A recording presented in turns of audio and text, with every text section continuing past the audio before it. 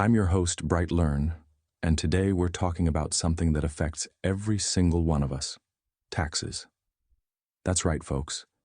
We're diving into the world of the IRS, and trust me, this is going to be a wild ride. Our guest today is Peymon Mottahedeh from Freedom Law School, and he's here to blow the lid off some secrets that the IRS definitely doesn't want you to know. So, grab your popcorn, and let's get into it. Now, as we approach tax day here in the United States, you might be feeling that familiar sense of dread. But what if I told you that the IRS might not have the authority over you that you think it does? Peymon Mottahedeh from Freedom Law School is here to tell us that the federal income tax system, as we know it, might not be as legally binding as we've been led to believe. According to Peymon, the tax code, all 10,000 pages of it, is written for the citizens and residents of Washington, D.C., not for the people of the 50 states. That's right, folks. The law as it's written doesn't require most Americans to file or pay federal income taxes. Peymon explains that the IRS has been deceiving the American people for over a century, since the introduction of the modern income tax in 1913. He argues that the tax system is a form of government overreach, and that the IRS power is based on fear and deception rather than actual law. This is a bold claim, but Peymon backs it up with some compelling arguments and evidence. One of the most shocking revelations from our interview is that there are an estimated 80 million non-filers in America.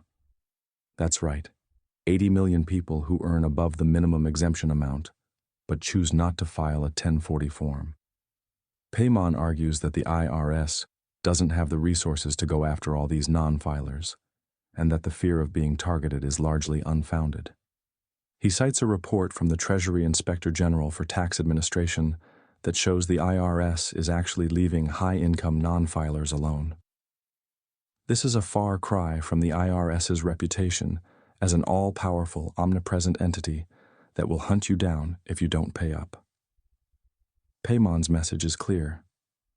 The IRS is not the omnipotent force we've been led to believe. Of course, many of you might be thinking about cases like Wesley Snipes, who was famously sent to prison for tax evasion. Peymon addresses this head-on, explaining that Snipes was convicted because he followed advice from someone who was promoting baseless legal theories.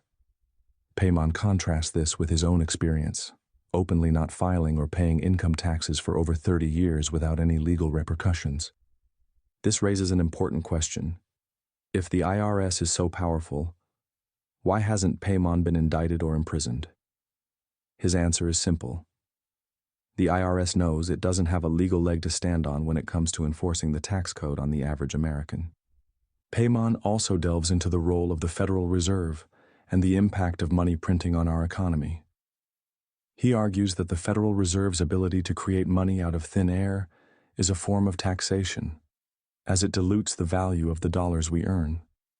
This is a form of hidden taxation that affects everyone, whether or not they file a 1040 form. He uses the example of a $10 trillion note from Zimbabwe to illustrate how money printing can lead to hyperinflation and the devaluation of currency. This is a powerful reminder that the tax system is just one part of a larger financial system that can be just as oppressive. So what can you do? Peymon encourages everyone to educate themselves and take control of their financial future. He offers a 7-step plan on his website, freedomlawschool.org, to help people legally free themselves from the IRS. He emphasizes the importance of verifying the information for yourself, urging people to do their own research and not just take his word for it. Peymon also challenges accountants and tax attorneys, asking them to prove that filing a 1040 form is legally required. He offers to pay for their time to watch his 10-minute video on the subject, and if they can refute it, he'll continue to pay them to file his taxes. This is a bold move, but it underscores Peymon's confidence in his message.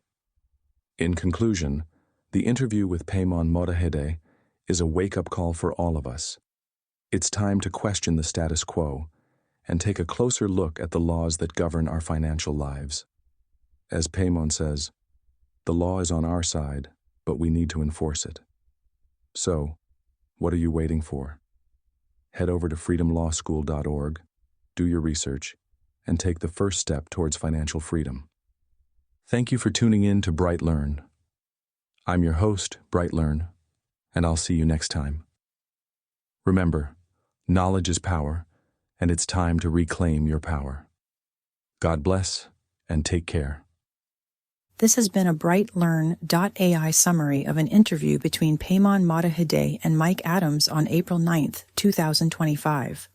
The full interview is available at brighteon.com, where you can also find podcasts and special reports by Mike Adams and other creators. Visit naturalnews.com for full editorial coverage of this interview and breaking news on critical stories that will keep you informed and aware of what's really going on.